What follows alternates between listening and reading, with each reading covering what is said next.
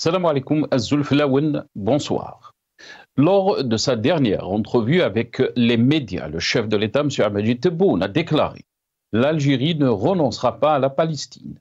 Nous l'avons défendu et nous continuerons à le faire, mettant en avant la bataille que mène l'Algérie à cet égard au sein des Nations Unies. » Le chef de l'État est revenu sur la position de l'Algérie à l'égard de la Ligue arabe, en rappelant qu'elle réclame depuis les années 1970 une réforme de cette organisation. Concernant les relations avec l'Afrique, M. Abdelmadjid Tebboune a déclaré que l'objectif de l'Algérie est l'unité du continent et le rassemblement, tel que prôné par les anciens dirigeants. Il a évoqué les initiatives entreprises par l'Algérie, notamment l'accueil d'étudiants dans les universités algériennes, voire dans les écoles relevant de l'Armée nationale populaire, l'ANP. Sur le plan économique, le chef de l'État a annoncé que l'Algérie essaye d'avoir un libre-échange avec les pays du continent. Nous avons ouvert des banques et des lignes aériennes et maritimes avec le Sénégal et la Mauritanie. Concernant le Sahel, M. Tebboune a déclaré que les Maliens ont compris que l'Algérie est un pays frère et pas seulement un voisin qui n'a jamais songé à imposer quoi que ce soit. Il en est de même pour le Niger, toujours est-il qu'une tierce partie, sans la nommer, tente d'exercer une influence en diffusant de fausses informations. S'agissant de l'accord de paix et de réconciliation au Mali issu du processus d'Alger, M. Abdelmadjid Tebboune a précisé que les frères maliens sont libres de le relancer et de l'appliquer, soulignant que cet accord n'avait pas vocation à s'immiscer dans les affaires internes du Mali. Le chef de l'État a également affirmé que l'Algérie joue un rôle central dans le rapprochement entre les pays du Maghreb arabe, en menant des consultations quotidiennes avec la Tunisie et la Mauritanie, et de manière circonstancielle avec la Libye. Déplorant le vide qui caractérise le Maghreb arabe, le chef de l'État a souligné que l'Algérie œuvre autant que possible pour n'exclure aucune partie, l'objectif étant le rassemblement dans un espace nécessitant un nouveau cadrage. La crise avec la France, la crise avec l'Espagne, la crise avec les Émirats arabes unis, la crise avec le Mali et j'en passe. L'incohérence de notre diplomatie soulève beaucoup de questions. Le pays a perdu ses repères et les vrais détenteurs du pouvoir ne sont intéressés que par le maintien du système.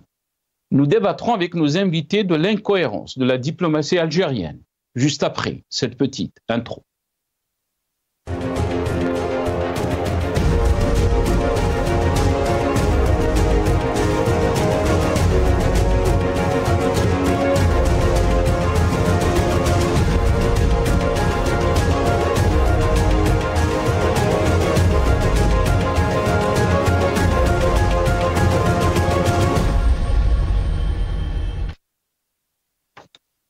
Crise Algérie-Mali, crise avec la France, l'incohérence d'une diplomatie qui tâtonne. C'est le titre de notre émission pour ce soir. Et pour en parler, j'ai le plaisir d'accueillir dans cette émission Adel Khalef, consultant international et en télécom, bancaire et économie. Il est avec nous depuis Londres via Skype. Adel Khalef, bonsoir. Merci beaucoup d'avoir accepté l'invitation. Marhaba bik. Bonsoir à vous, Monsieur Nasser, et c'est toujours un plaisir d'être parmi vous encore une fois. Barakallahu fik, marhaba bik. On n'arrive pas à voir notre ami Adel Khalef, peut-être que l'image n'a pas été fixée pour l'instant. Jamal Kssoum est avec nous aussi, notre ami Jamal Kssoum, chercheur en sciences sociales. Il est avec nous aussi depuis Paris, via Skype. Jamal Kssoum, bonsoir, merci beaucoup d'avoir accepté l'invitation. Marhaba bik, c'est Jamal. Bonsoir Sina, et merci pour l'invitation et le grand bonjour.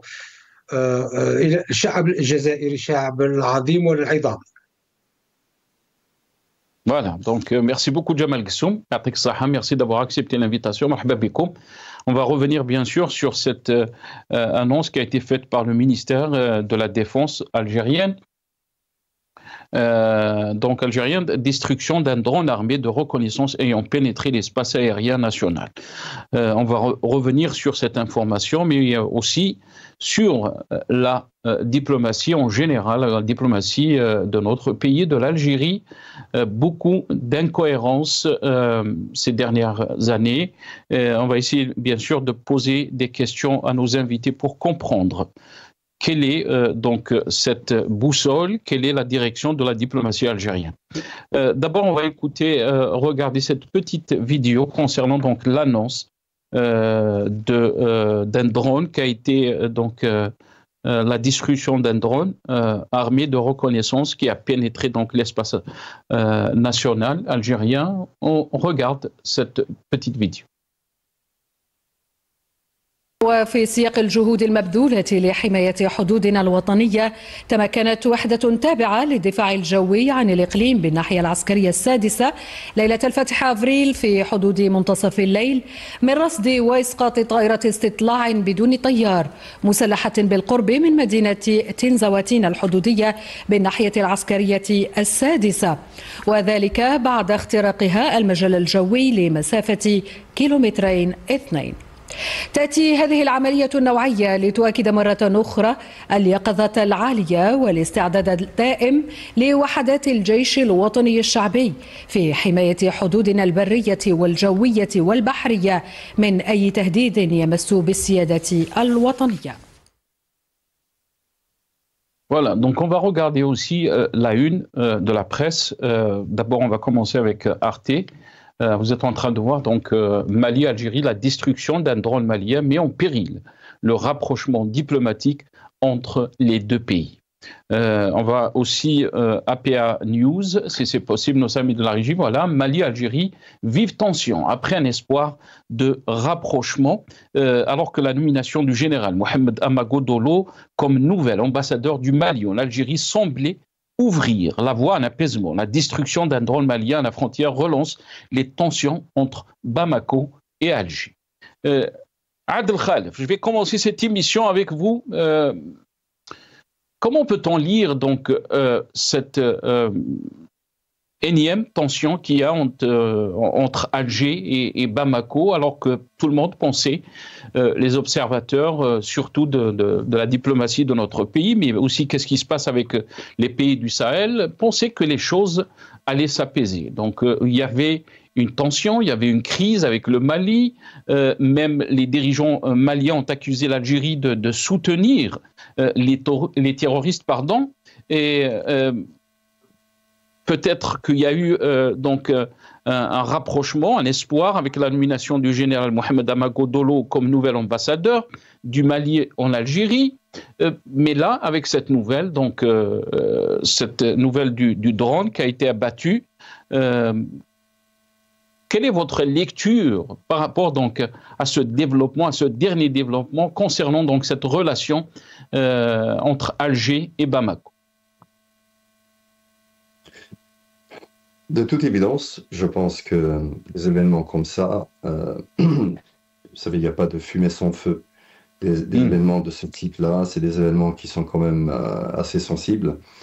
Par rapport à cette histoire de drone, d'abord, dans tous les cas, en général, quand il y a des histoires de drones abattus ou des attaques d'un côté ou d'un autre, les déclarations sont toujours contradictoires. Chaque personne essaie de clamer que ce sont eux derrière une présumée réussite du projet. Donc l'Algérie d'un côté qui dit bon, c'est nous qui avons abattu le drone, d'un autre côté les Maliens ont d'autres déclarations, et puis bon, on vient de découvrir finalement aussi que ce drone est de fabrication turque. Donc vous voyez, bizarrement quelque part, la Turquie elle est présente dans cette équation. Ne serait-ce que sur le plan technique, mais je pense que leur présence est un peu plus que cela. Il y a un jeu un peu malsain de la Turquie. Nous savons tous que la Turquie est en train de jouer quelque part à un jeu diplomatique dans l'échiquier international qui n'est pas toujours très très catholique. Je pense que, bon, d'abord, ce qu'il faut savoir, moi de mon côté, je prends mes réserves. Maintenant, par rapport à notre position, nous les Algériens, parce que l'État dit que c'est eux, enfin c'est l'Algérie, je veux dire, Yannick, qui a abattu ce drone. Bon, vous savez, il y a à peu près 1 an et demi de cela, l'État algérien avait déjà acquis 1000 véhicules 4x4 nommés Tigre, très spécifiques à cela, et ils devaient être équipés d'un système de lutte contre, un système de défense anti-drone guidé par laser. Bon, ça c'était un projet que le ministère de la Défense avait engagé, ça fait à peu près 1 année. C'est très très bien d'ailleurs, parce qu'une acquisition pareille est très importante aujourd'hui. Vous savez que nous ne sommes plus dans l'époque des années 70-80, nous sommes dans une époque où il y a une guerre technologique. Donc il faut vraiment être équipé dans ce chapitre-là. Je ne sais pas où est-ce qu'ils en sont arrivés avec l'acquisition de ces véhicules et avec des systèmes anti-drone.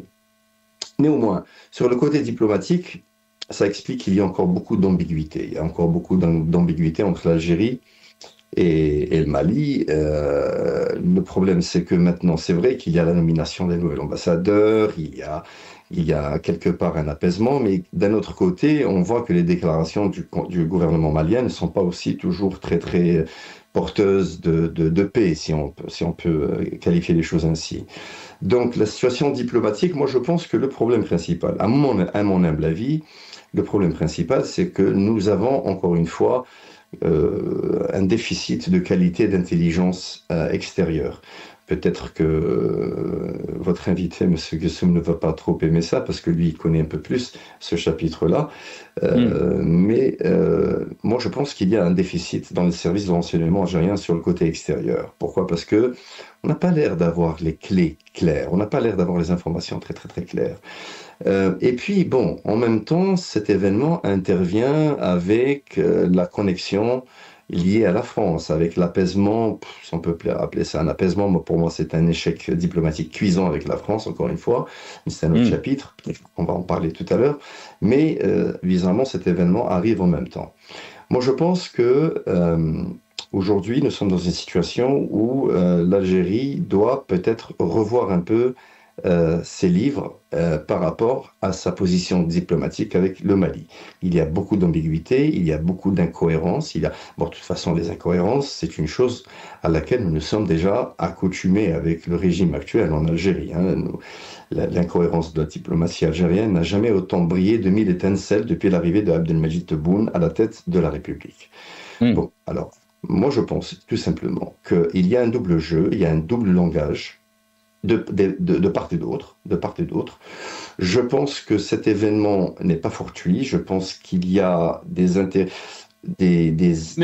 Quand vous dites, Adel, juste pour préciser donc vos propos, quand vous dites c'est pas fortuit, et là vous parlez bien sûr de cet événement, de ce drone qui a été donc abattu, bien sûr on n'a pas, les informations sont pas très claires puisque le communiqué du côté malien il dit qu'il s'agit donc d'un problème technique et que du côté aussi le Front de libération de l'Azawad, il dit de son côté c'est lui qui a abattu donc ce drone. On est un peu confus bien sûr, mais qu'est-ce que vous voulez dire?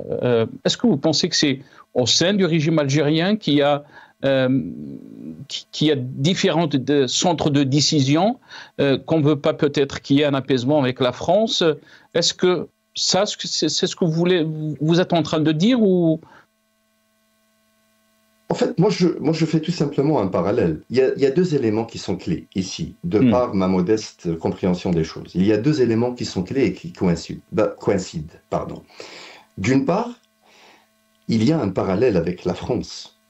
Cet événement n'est pas intervenu il y a 2 jours, ne va pas intervenir dans 2 jours. Il est intervenu maintenant, parfaitement au timing où l'Algérie et la France sont en train de raccorder leurs violons respectifs. D'une part. D'autre part, de toute évidence, ou bien du côté algérien ou bien du côté malien, il y a bien un des deux qui est menteur, un menteur invétéré, ça c'est clair, parce que les deux ne peuvent pas donner une version faussée. Ce drone est un drone de technologie turc, il a été fourni par la Turquie. Si la Turquie a fourni ce drone, vous savez, dans les contrats d'armement à l'international, il y a toujours des clauses juridiques très très strictes, très importantes quant à l'utilisation de ces armements, d'accord ? Sachant que l'Algérie et la Turquie ont des relations quand même relativement très avancées. Je pense que la relation avec l'Algérie et la Turquie sont très avancées dans le côté positif. Donc moi, je ne penserais pas me peindre l'image que la Turquie serait d'accord que ces équipements soient utilisés contre toute attaque présumée à l'encontre de l'Algérie. Vous comprenez? Donc parce que si ça intervient, ça peut avoir une autre lecture. Et cette lecture peut avoir des conséquences qui peuvent avoir des événements fâcheux sur le côté diplomatique. Or, le Mali n'a pas hésité d'utiliser ces équipements-là. Moi, ce que je constate, je pense que l'Algérie aujourd'hui, de toute évidence, n'est pas équipée d'un système très évolué en termes de lutte anti-drone, parce que vous savez, aujourd'hui dans le monde, il y a des technologies tellement avancées, guidées par laser, contre les drones. Ces technologies, contrairement à avant, où on devait abattre les drones, les technologies d'aujourd'hui qui sont extrêmement avancées, il n'y a que deux sociétés dans le monde qui les fournissent. C'est une technologie qui permet de prendre le contrôle du drone et de le contrôler à distance et de le faire atterrir chez soi. D'accord ? De toute évidence, l'Algérie n'est pas détentrice de cette technologie. Donc je pense qu'il va y avoir des conséquences bientôt, parce que moi je vais vous dire, le fait que ce drone est de fabrication turque, il faut s'attendre à ce qu'il y ait des complications avec la Turquie dans les jours qui suivent, ou bien du côté algérien, ou bien du côté malien. Très bien. Restez avec nous, Adel Khalef. Rappelons donc le communiqué du ministère algérien de la Défense qui avait annoncé, et vous êtes en train de le dire, que peut-être il y aura des complications avec la Turquie en termes de relations diplomatiques, le drone armé de reconnaissance ayant pénétré de 2 kilomètres dans l'espace aérien algérien près de Tinzaouaté. Djemal Ghessoum, qu'est-ce que vous en pensez donc de cette affaire du drone, mais aussi la question se pose puisque dans le dernier interview d'Amajid Tebboune, lui qui a parlé de bonnes relations avec le Mali, on s'est dit peut-être que la page a été tournée tout d'un coup, donc la crise est repartie, si on peut dire, avec le Mali, mais aussi avec les pays du Sahel, et ça nous rappelle aussi l'épisode qu'il y a avec la France, mais aussi avec d'autres pays comme l'Espagne. D'abord, on va écouter les déclarations du chef de l'armée malien concernant donc cet événement. L'ensemble du territoire national, je demande à la population de rester sereine, voilà, de faire confiance aux femmes. Nous restons déterminés et surtout de faire confiance à nos autorités par rapport à la gestion de cet incident. L'autre point que j'ai à dire, rassurer le peuple malien, pour dire que cet incident n'entame en rien nos capacités opérationnelles.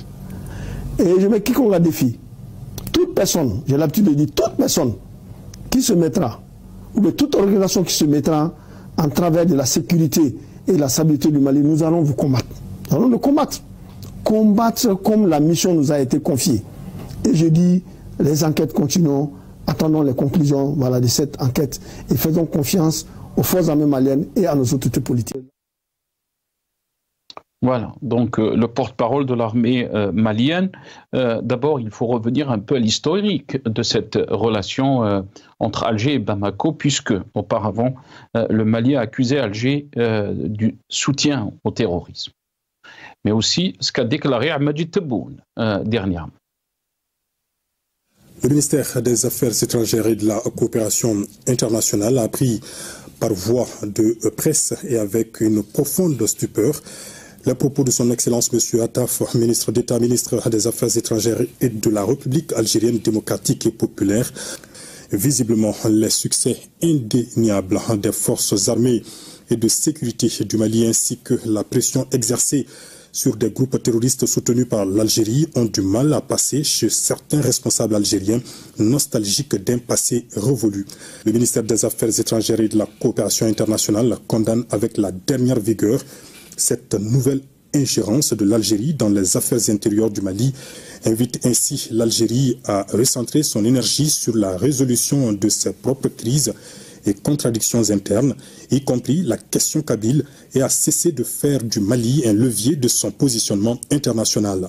Comment se met en place aujourd'hui la stratégie algérienne dans cette région et comment faire pour qu'elle puisse être plus efficace? La stratégie, ça dépend de ce que vous entendez par stratégie. Je pense que nos frères maliens ont compris que l'Algérie était un frère, que l'Algérie n'était pas uniquement un voisin. Et maintenant, il y a un troisième larron qui perturbe, qui est l'âge des fake news, qui est l'âge des trucs. La vérité finira par triompher. ما عندناش يعني مشكل جوهري. كان بالنسبة لشقنا في المالي les accords d'Alger. Les accords d'Alger, s'ils veulent que ça reprendra. Ça, ils ne veulent pas, là, c'est... Jamal Kssoum, la question est à vous, Jamal Kssoum. Bon, on a entendu le chef de l'État, Majid Tebboune, qui dit que les Maliens ont compris que l'Algérie est un pays frère et pas seulement un voisin, qui n'a jamais songé à imposer quoi que ce soit. Toujours est-il qu'une tierce partie, sans bien sûr la nommer, cette tierce partie tente d'exercer une influence en diffusant de fausses informations. Comment peut-on lire donc cette énième tension qu'il y a entre Alger et Bamako, mais aussi la question se pose sur notre diplomatie, sur sa direction, sur sa vision. Beaucoup d'incohérences ces dernières années. Qu'est-ce que vous en pensez, Jamal Kssoum? Tout d'abord, je salue Abdelkhalef. On échange d'ailleurs hors plateau. J'aimerais lui dire que je suis complètement d'accord à 90% pratiquement de ce qu'il a dit sur la question des relations extérieures, ou en tout cas du manque de lucidité des autorités algériennes en ce qui concerne les relations étrangères, et particulièrement européennes et françaises en particulier. Non, je suis tout à fait d'accord avec ce qu'a dit Abdelkhalef. C'est une réalité, une méconnaissance, pas forcément une incohérence, mais en tout cas une méconnaissance. Je suis aussi d'accord avec lui lorsqu'il parle d'une implication supposée de la Turquie, notamment par le biais de ses drones. Et Abdelkhalef a bien précisé, ce qui est une réalité, que lorsque l'on vend des armes, il y a des accords, des clauses qui sont indiquées. On le voit aussi en Ukraine, où il y a des pays qui n'autorisent pas les Ukrainiens à utiliser des armes contre la Russie. De ce point de vue, je suis tout à fait d'accord avec lui sur l'implication supposée ou pas, ou en tout état de cause, de la politique turque au Sahel, mais pas simplement au Sahel, mais également en Libye, qui est tout à fait équivoque. Je suis d'ailleurs tout à fait étonné que les autorités algériennes aient des relations si proches pour un pays qui ne lui veut pas du bien. Ça me paraît être une évidence. Ensuite, Abdelkhalef a noté aussi très justement le discours, là aussi équivoque, du gouvernement malien dans les propos qu'il tient à l'égard du gouvernement, et en tout cas de l'État algérien. J'aimerais dire là aussi que ce n'est pas parce que on nomme un ambassadeur et qu'on tente de remettre en place des relations diplomatiques que cela autorise un pays tiers à permettre à un drone de rentrer sur un territoire étranger. Il faut donc bien distinguer et segmenter des éléments politiques et diplomatiques qui n'ont rien à voir. Ce n'est pas parce qu'on nomme aujourd'hui un ambassadeur pour réaffirmer nos relations avec le pays frère qui est le Mali. C'est un pays frère. Ce n'est pas parce qu'il y a de nouvelles relations que cela autorise pour autant le Mali à permettre à un drone de rentrer sur le territoire national.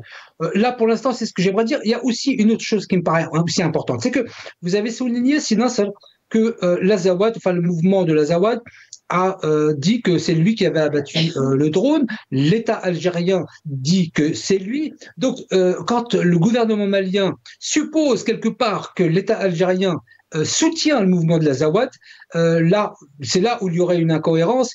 S'ils étaient d'accord entre l'État algérien et l'Azawad, ils tiendraient exactement le même discours. J'aimerais terminer, en tout cas pour ce début d'émission, mon intervention pour dire que là où il y a effectivement une incohérence, mais plus qu'une incohérence, une incompétence, j'en avais parlé sur votre plateau il y a de cela à peu près, je pense, 1 an et demi, c'est sur l'erreur politique et diplomatique du président Tebboune, peu importe qui l'a conseillé de faire ça, mais de recevoir l'imam Dicko en grande pompe à Alger, reçu par le président de la République, qui lui prône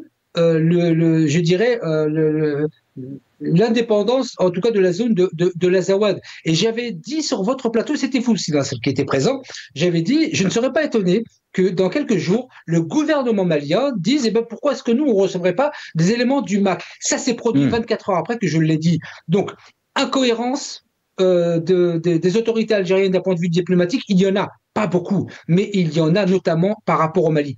Je termine mon propos pour dire que, et là je reprends vos propos liminaires, Sina, sur la volonté de l'Algérie d'unir les peuples africains sous l'intérêt commun, que je tiens à signaler que l'Algérie a été le seul pays en Afrique, le seul, en 2013, à avoir effacé les dettes de 14 pays africains sans aucune contrepartie. Là, aucun pays africain ne l'a fait, l'Algérie l'a fait, donc il faut savoir être mesuré dans ses propos. Je crois le ministère de la Défense lorsqu'il dit qu'il a abattu ce drone, parce que s'il y a une seule institution en Algérie qui tient la route et qui est professionnelle, il n'y en a qu'une seule. Le reste, zriba. Ministère de l'économie, les ministres, ça vaut 0. S'il y a une institution qui tient la route, et il n'y en a pas deux, c'est bien le ministère de la Défense dans son professionnalisme, aussi bien opérationnel que d'un point de vue de la communication. Je crois donc fermement aux propos du ministère de la Défense, sans être nullement naïf, mais en tout état de cause, je pense que le ministère de la Défense n'a jamais joué ce jeu à donner des informations à droite et à gauche sans aucun fondement. Elle ne l'a jamais fait. Et pour ces raisons, je crois le communiqué du ministère de la Défense. Mais quand on parle de l'incohérence, Jamal Ghassoum, on a vu par exemple ces dernières années qu'il y a eu aussi une crise avec les Émirats arabes unis, on a vu une presse qui se déchaîne contre les Émirats arabes unis, et là dernièrement, donc pour les vœux de l'Aïd, on change de temps, si on peut dire, et on va écouter donc cette petite vidéo. Donc pour les vœux de l'Aïd, Mohamed Ben Zayed a appelé, nous dit-on, le chef de l'État Majid Tebboune. هذا وتلقى رئيس الجمهورية السيد عبد المجيد تبون اليوم اتصالا هاتفيا من أخيه الشيخ محمد بن زايد آل نهيان رئيس دولة الإمارات العربية المتحدة الشقيقة، هنأه فيه بعيد الفطر المبارك، معربا له عن تمنياته بموفور الرخاء والتقدم للشعب الجزائري. ومن جانبه بادل السيد رئيس الجمهورية الرئيس الإماراتي تهنئة العيد، متمنيا للشعب الإماراتي الشقيق كل الخير، كما اتفق الرئيسان على لقاء يجمعهما في أقرب الأجال. Voilà, donc après les insultes et tout ça, on nous dit que y a donc le président a reçu les vœux de son homologue émiratien à l'occasion de l'Aïd al-Fitr, mais pas que, puisque Macron aussi, le président français, donc a appelé Abdelmajid Tebboune. Vous êtes en train de voir la une, donc le président Abdelmajid Tebboune reçoit les vœux de son homologue français à l'occasion de l'Aïd al-Fitr. Jamal Ghassoum, je vais revenir à vous très rapidement. Donc, comment peut-on lire donc ces positions? Là, on est en train de voir donc les vœux d'abord du président français Emmanuel Macron, mais aussi celui des Émirats arabes unis, Mohamed Ben Zayed, à l'occasion de Eid al-Fitr, alors que les Émirats arabes unis, on a vu les propos qui ont été tenus par la presse algérienne, mais aussi Abdelmajid Tebboune. On se dit, on a une diplomatie aujourd'hui, on a une position, demain c'est une autre position. Les Algériens se posent vraiment la question, est-ce qu'il y a un pilote qui est responsable de cette diplomatie algérienne, ou peut-être il y a plusieurs pilotes, on ne sait pas, on se pose la question. Jamal Ghassoum. de me rendre la parole, parce que je tenais à répondre à ce type de questionnement. Est-ce qu'il y a plusieurs pilotes dans l'avion? Oui. Souvenez-vous que le début de la crise avec les Émirats arabes unis est né d'une communication ou d'un article, en tout cas du journal Al-Khabar, qui déclarait que l'ambassadeur des Émirats arabes unis à Alger faisait de l'espionnage, ou en tout cas s'affairait à des moyens de communication et une politique qui n'était pas dans l'intérêt de l'Algérie. Souvenez-vous que c'est ce qui a mis le feu aux poudres entre l'Algérie et les Émirats arabes unis. Vous dites il y aurait plusieurs pilotes dans l'avion, oui, puisque l'ordre, et je le sais de l'intérieur, pour faire cet article sur le journal Al-Khabar, sachant que Al-Khabar est financé en grande partie maintenant par l'État, venait justement de quelqu'un de la présidence, du service de communication de la présidence de la République, qui a donné ordre au journal Al-Khabar de mettre le feu aux poudres.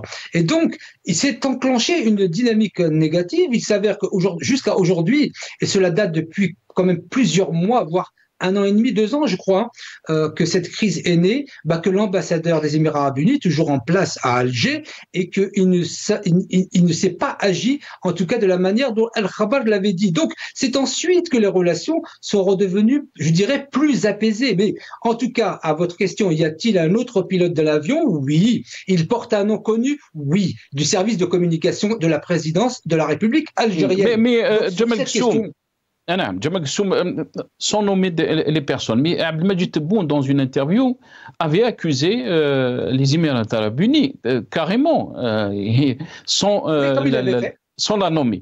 Mais comme il l'avait fait, exactement de la même manière. C'est exactement le même procédé. Comme il l'avait fait pour... Al-Khabar, il est revenu même à dire que Abu Dhabi Asimat Tkhlat, dans une... Oui, mais justement, ça continue. Écoutez, justement, le président de la République a un tort, c'est qu'il met le pied dans une dynamique en partant d'éléments, je dirais, qui tendent à créer des conflits. Le journal Al-Khabar, souvenez-vous que le président de la République avait fait exactement la même chose avec Khaled Drani. Il avait utilisé les mots, souvenez-vous-en, de Khabarji. Et quelques mois après, on trouvait le président de la République en train d'embrasser Khaled Drani. Vous voyez? Donc c'est exactement le même procédé. Al-Khabar, vous venez encore de le citer pour un autre propos que je ne connaissais pas, je crois, mais ils sont dans la même dynamique. Donc, ce qu'on appelle, ou ce qu'on peut appeler un thawra moudadda, vient de l'intérieur des autorités algériennes, sous, en tout cas, la responsabilité du président de la République. Le président de la République est responsable de qui il nomme, et notamment à la présidence de la République. Donc, il est en grande partie, et je le dis, en plus, je serai à Alger dimanche matin. Donc, on pourra m'accueillir pour me servir le café. Le président de la République est responsable de qui il nomme. Le problème avec l'Émirati, le président Tebboune est responsable car c'est lui qui a nommé. Et pourtant, pour la France, Jamal Gsoum, vous avez une position qui est totalement différente. Et là, bien sûr, peut-être je vais parler de votre incohérence, puisque vous avez déclaré que vous êtes avec la rupture diplomatique avec la France. On se pose la question comment, puisque vous êtes né en France, vous avez la nationalité française, vous avez aussi la nationalité algérienne. Pourquoi vous êtes avec la rupture diplomatique avec la France? Et on a vu les choses, donc dernièrement, s'apaiser, si on peut dire, entre Alger et Paris. On va revenir bien sûr sur cette question, parce que beaucoup d'incohérences aussi, beaucoup d'incompréhension. Pourquoi on est arrivé à cette situation inédite en termes de relations diplomatiques, et là, bien sûr, je parle de la crise, alors qu'on parle d'un déplacement, d'une visite le dimanche, le 6 de ce mois, du ministre des Affaires étrangères, Jean-Noël Barrot, donc français à Alger, qui est attendu à Alger. Jamal Gsoum, très rapidement, comme ça on va donner la parole à notre ami Ad. Très rapidement, et merci de me donner la parole sur cela, c'est très très important pour moi. Tout d'abord, vous avez évoqué deux choses. De la nature des relations conflictuelles entre la France et l'Algérie est née en France pour des motifs de politique intérieure. L'Algérie n'a jamais provoqué ce type de relation. Ensuite, la question que vous posez, et je vous remercie vraiment de me donner la parole, parce qu'il me semble être nécessaire d'être dans la pédagogie sur ma demande et ma proposition de rupture diplomatique. J'explique cette démarche. la rupture des relations diplomatiques entre la France et l'Algérie aurait, de mon point de vue, une vertu pédagogique et qui met fin à une série de provocations qui ne vont pas arrêter. C'est-à-dire qu'il peut y avoir un réchauffement diplomatique avec la France maintenant, mais dans quelques semaines, dans quelques mois, les démons français vont revenir à la charge. Et donc ça va permettre encore à la France, et en tout cas aux partis de droite et d'extrême droite, de continuer à taper sur l'Algérie. La valeur pédagogique d'une rupture diplomatique, c'est de mettre fin à toute escalade, parce que l'escalade, elle n'est pas terminée, elle ne fait que commencer. Et donc, le fait de... Mais est-ce que Jamal Ghessoum, parce qu'on va donner un peu plus de temps aussi à notre ami Adel Khalef, est-ce que cette approche n'est pas du tout responsable en termes de relations internationales, en termes de relations qu'il y a entre l'Algérie et la France, une relation humaine, une relation économique, une relation historique, et peut-être nous amène à la question de se poser, est-ce que le régime, est-ce que le pouvoir algérien, les autorités algériennes sont dans cette logique? Adel Khalef, si vous voulez rebondir par rapport à ce qui a été dit, tfadal si Adel. Je pense qu'il est préférable de laisser M. Ghessoum finir son développement et après je reprendrai sur de meilleures bases parce que j'ai bien envie d'encadrer tout cela. Il serait plus sage que M. Ghessoum finisse son développement. Très rapidement, Jamal Ghessoum, parce qu'on n'a pas beaucoup de temps. Tfadal. Voilà, alors très bien. Alors moi, je finis mon raisonnement en disant, et je suis né en France, ça fait 58 ans, donc je connais très bien la politique française. Et je dis simplement que le fait de garder des relations qui vont aller d'escalade en escalade, ça n'est pas fini, rend la difficulté beaucoup plus grande. Et le fait qu'il y ait une rupture sèche des relations diplomatiques permet non seulement de s'apaiser et de reconstruire des relations diplomatiques dans un autre cadre. Le cadre qui est proposé par la France et par le président Macron ne répondra en aucune manière à une relation apaisée. Et je dis que l'illégitimité du président Macron, l'illégitimité législative, parce que le gouvernement en place en France n'est pas le reflet de l'élection législative de l'année dernière. Et de ce point de vue, le peuple étant en décalage total avec la politique du gouvernement sur tout un tas de sujets, aussi bien sur l'Algérie que sur l'Ukraine, ne permettra pas à l'Algérie et à la France de remettre en place et en perspective des relations diplomatiques qui iront en s'améliorant. Je n'aurais jamais dit cela sur une relation entre l'Algérie et un autre pays, quel que soit le pays, mis à part la France. Mais connaissant bien la France et sachant pertinemment qu'il y aura un ministre qui va sortir de la route et que ça va continuer, je dis, quand un couple n'arrive plus à s'entendre et se tape dessus du matin au soir, il faut faire un acte de séparation et reconstruire ensuite des relations diplomatiques sur une base plus apaisée. Nous ne sommes pas dans une relation apaisée qui permette de reconstruire des relations diplomatiques. Très bien, restez avec nous. La question se pose aussi, c'est votre avis, mais aussi se pose par rapport à l'Espagne, puisqu'on a connu le même problème. On était près de la rupture diplomatique avec l'Espagne. Il y a 2 ans et demi de ça, quand l'Espagne a changé sa position vis-à-vis du Sahara occidental. Et maintenant, Tebboune parle d'une relance de cette relation. Il parle même de l'amélioration de cette relation commerciale et que peut-être même on va importer pour l'Aïd une partie de cheptel, des moutons pour l'Aïd. Adel Khalef. Bon, alors, moi j'ai bien entendu M. Ghessoum, d'ailleurs je confirme que nous communiquons de temps en temps, c'est un monsieur qui publie des choses très intéressantes dont je suis actionnaire en lecture. Bon, peut-être que la rupture diplomatique était une solution éventuelle, je ne sais pas, ça n'exclut pas que ça aurait pu avoir des résultats. Moi je suis peut-être un peu mitigé par rapport à ça, je ne suis pas vraiment certain qu'une rupture diplomatique serait une solution, mais bon, ce n'est que mon opinion, hein. Ça ne veut pas dire que ça décrédite ce que M. Ghessoum disait, ça peut être une solution aussi. Moi je pense que, vous savez, comme dans la justice, vous savez, la prison, c'est l'échec de la justice. C'est-à-dire quand les juges n'arrivent pas à trouver des solutions, quand les avocats n'arrivent pas à trouver des solutions, on va vers l'échec de la justice, c'est-à-dire c'est la prison. Pour moi, c'est la même chose. Une rupture diplomatique, pour moi, c'est très négatif. C'est négatif pour les deux parties. C'est négatif pour les deux parties et c'est négatif pour les deux peuples respectifs. Vous savez, moi j'ai toujours été partisan du fait que quand les hommes s'assiedent, parle, quand les hommes se serrent la main, les hommes sont capables de trouver des solutions. Moi, je pense que dans le dialogue, dans l'échange, d'abord, le mot diplomatie, par définition même du terme diplomatie, ça veut dire dialogue, échange, équilibre, consentement, faire des concessions, etc. C'est la diplomatie. Je pense que la diplomatie algérienne est dans un échec total. Malheureusement, encore une fois, moi je suis triste de voir qu'il y a cette espèce de type d'apaisement. Pourquoi? Parce qu'il aura fallu que d'un présumé appel téléphonique. Mais en réalité, cet appel téléphonique, c'est ce qu'on appelle dans le jargon du journalisme, c'est-à-dire c'est de la confiture pour cochon, c'est-à-dire c'est pour juste amuser la galerie, les lecteurs. La vérité, elle est ailleurs. La vérité, c'est quoi? C'est qu'il y a eu un balai, une intervention, il y a eu des déplacements de hauts responsables français qui sont venus en Algérie, qui ont rencontré des hauts responsables algériens, qui ont préparé le terrain pour cet appel téléphonique. Cet appel téléphonique entre les deux présidents respectifs est intervenu pour que ce soit un message donc à la communauté nationale et internationale. Bon, c'est pas très mauvais pour l'Algérie parce que vous savez, nous commencions à...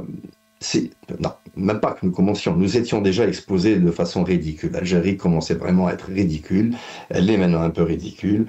Le ministre des Affaires étrangères, Ahmed Attaf, comme je l'ai dit plusieurs fois sur vos ondes, et je le réitère aujourd'hui, je le répète, c'est un ministre qui est complètement incompétent, perdu, avec un modus operandi des années 70, qui n'est pas du tout coordonné avec les événements de la géopolitique internationale d'aujourd'hui, qui est beaucoup trop complexe pour lui. C'est quelqu'un qui n'est pas intellectuellement et diplomatiquement armé pour faire face à des situations si complexes.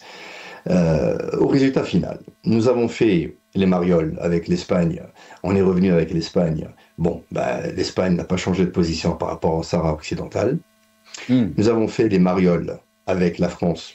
Maintenant, ça se passe bien. La France n'a pas changé sa position pour le Sahara occidental. Donc au final, pourquoi tout ceci? Pourquoi cette tempête dans un verre d'eau? Pourquoi?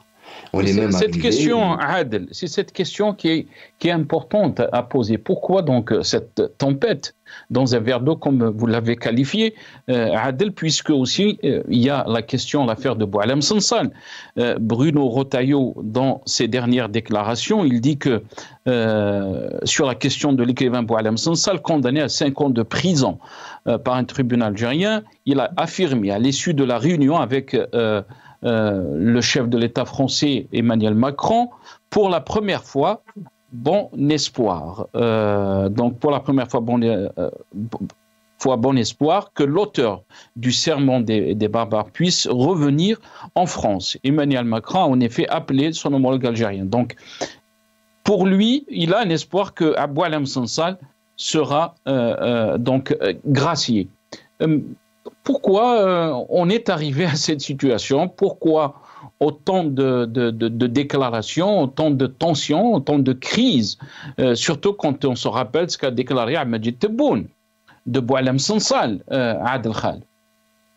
Bon, d'abord, les déclarations d'Abdelmejid Tebboune, moi, personnellement, vous savez, il y a un truc qui est très important. Quand un président de la République dit des choses, les gens l'entendent, même si c'est faux, ce qu'il dit, parce qu'il est président de la République. Abdelmejid Tebboune, j'ai l'impression, j'ai tendance à penser qu'il n'a pas encore réalisé qu'il est président de la République, parce qu'il sort tellement de bêtises, tellement d'erreurs, tellement de... C'est incroyable. Et c'est lui il n'est pas le seul à porter les conséquences de ses décisions. Bon, maintenant, Boualem Sansal. Au début, Boualem Sansal n'avait pas fait appel à sa décision. Et a priori, maintenant, il a fait appel à sa décision. Moi, je ne crois pas qu'il y aurait éventuellement une grâce, parce que s'il a fait appel, ça veut dire que ça va partir à la cour d'appel, donc il va y avoir un autre procès. S'il y a un autre procès, et éventuellement la cour d'appel va confirmer la décision du tribunal de première instance, cela veut dire que le cas va finir à la Cour suprême, parce que de toute évidence, Boualem Sansal va se pourvoir en cassation. Et une fois que la Cour suprême aura traité ce dossier, ça risque de revenir éventuellement à la Cour d'appel. Donc c'est un chemin où il va falloir s'armer de patience pour ce bonhomme concerné, donc en l'occurrence Boualem Sansal. Je ne sais pas, est-ce que constitutionnellement, le président de la République est habilité à déclarer la grâce à quelqu'un qui a fait appel. Parce qu'attention, Si Boualem Sansal n'avait pas fait appel, ça veut dire que la décision de première instance, sur une période... alors moi je ne suis pas un parfait juriste. On parle de 10 jours. On parle de 10 jours. Voilà, donc 10 jours. Donc, si vous ne faites pas appel dans la période de 10 jours, vous allez obtenir ce qu'on appelle une attestation de non-appel. Si vous obtenez cette décision, cette attestation, décision, voilà comment vous voulez l'appeler, ça veut dire que le dossier ne part plus en cours d'appel, donc ça veut dire que la décision devient définitive.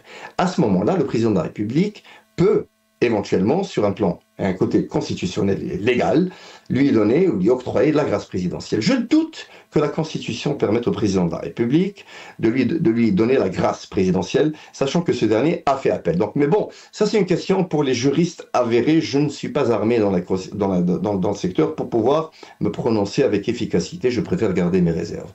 Néanmoins, c'était une très grave erreur d'avoir arrêté Boualem Sansal. C'est une erreur politique, comme je l'ai déjà déclaré.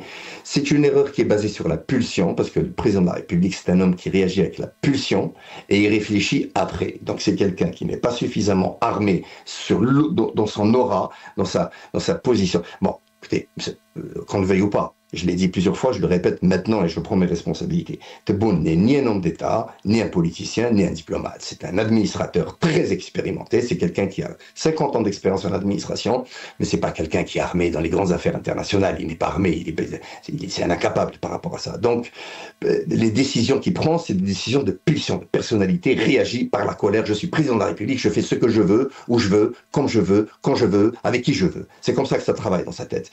Donc, aujourd'hui, les conséquences sont là. Un scandale international, tout le monde qui est en train de manger du popcorn est en train de regarder le Mopecho, donc la République algérienne. Et donc aujourd'hui, la France, l'Espagne ont toujours dans la même position. Au final, on a perdu quoi? On a perdu de la crédibilité. Et cette décrédibilisation de l'Algérie, cette perte de crédibilité, vous savez, ça nous a fait gagner quoi? Eh bien, je vous donne l'information, c'est une information exclusive, vous allez voir, ça va devenir public dans les prochains jours. Vous vous rappelez, je suppose que vous avez souvenance que, encore une fois, par leur méthode nouvelle de communication par la voie de presse, vous savez que l'Algérie a fait tout un show, machin, avec Sabri Bouradoum, donc notre ambassadeur aux États-Unis, par rapport à la volonté de l'Algérie d'échanger avec l'Amérique, etc., d'acquérir des équipements militaires, etc., etc. Moi, je veux vous dire que l'administration Trump a déjà décidé que c'est un non. C'est un non indiscutable. Il n'y aura pas de vente d'armement à un pays, d'abord, qui est un non-aligné, dans la liste des non-alignés. Je ne dis pas que c'est une critique d'être parmi les non-alignés, mais l'administration américaine n'a jamais vendu de l'armement à des pays qui font partie des non-alignés, d'une part. D'autre part, c'est un pays qui n'est pas fiable diplomatiquement, l'Algérie, avec tous ces scandales en série. Qu'est-ce que vous pensez? Vous savez, la communauté européenne, M. Gussoum est un Européen. Techniquement, c'est un citoyen européen. M. Gussoum vous confirmera. Vous savez, dans l'Union européenne, il y a une loi. Quand vous touchez à un pays, vous touchez à toute l'Union. C'est comme ça. Tous les pays de l'Union viennent en aide à un de leurs membres, un de leurs membres. Vous pensez que si ça allait très loin, cette histoire, vous pensez que les pays de l'Union allaient prendre du côté de l'Algérie? Mais alors, croyez-moi, ils s'en fichent comme de l'opium de l'Algérie.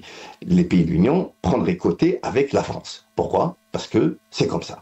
Donc, et ça, c'est l'article 5 de la Communauté européenne. Et donc, aujourd'hui, l'Algérie, elle n'est pas décrédibilisée avec la France sur le côté de son image. C'est avec toute l'Union européenne. C'est pas comme ça qu'on soigne un pays. Alors, après, on dit, ah ben nous, on veut développer l'économie, nous, on veut faire de l'exportation, nous, on veut faire cela, nous, on veut faire cela. Mais il est difficile de développer des échanges à l'international avec un pays qui est dans une décrédibilité isolée internationalement.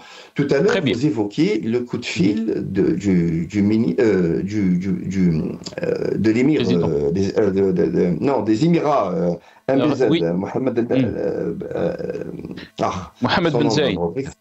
Oui, voilà, merci beaucoup.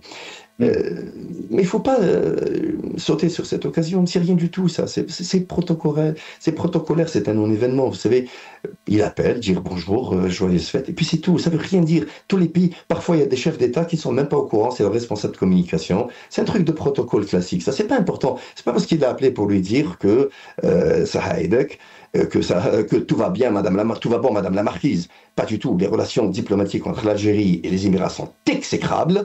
Les relations diplomatiques entre l'Algérie et l'Arabie Saoudite sont exécrables. Et ça, c'est une grosse erreur diplomatique de l'Algérie. Pourquoi? Parce qu'aujourd'hui, l'Arabie Saoudite a mis 600 milliards de dollars, un argent que l'Algérie a besoin d'au moins minimum 7-8 ans pour l'amasser. Mais l'Arabie Saoudite a donné ça, rubis sur ongle aux États-Unis, pour se donner le prestige d'organiser sur son sol les rencontres entre la Russie et les États-Unis par rapport au dossier de l'Ukraine. Donc quand vous avez un pays qui est aussi lourd, aussi puissant, où on se rencontre pour parler de dossiers aussi lourds que celui de l'Ukraine, qui a un impact sur l'international, et que vous avez des relations exécrables avec ce pays-là, ça c'est une, excusez-moi du terme, c'est une ânerie, c'est une bêtise diplomatique. Donc l'Algérie aujourd'hui, c'est de l'incompétence purissime, comme du velours sur une barquette en diplomatie, comme à l'image de tout le reste, c'est-à-dire une économie complètement décimée, une position à l'international qui est ridicule, c'est un moped-show à ciel ouvert. Quand est-ce que cette saignée va se terminer? Quand est-ce que ce président va-t-il se réveiller? Quand est-ce qu'il va décider de limoger tous ces hurluberlus qui l'entourent? Je ne sais pas où est-ce que nous nous acheminons comme cela. Merci beaucoup, Adel Khalef. Désolé, parce qu'on a dépassé un peu le temps de l'émission. J'aurais aimé revenir à notre ami Jamal Gessoum. Adel Khalef, vous êtes en train de dire que l'Algérie n'est pas fiable diplomatiquement. On va finir avec ça. On va revenir bien sûr sur ces dossiers avec nos invités. Je remercie donc Jamal Gessoum, chercheur en sciences sociales, qui était avec nous depuis Paris via Skype. Merci aussi à Adel Khalef, consultant international en télécom, bancaire et économie. Vous étiez avec nous depuis London. Merci à vous, chers téléspectateurs, d'avoir suivi cette émission. Yartikum Saha. Tawala khair.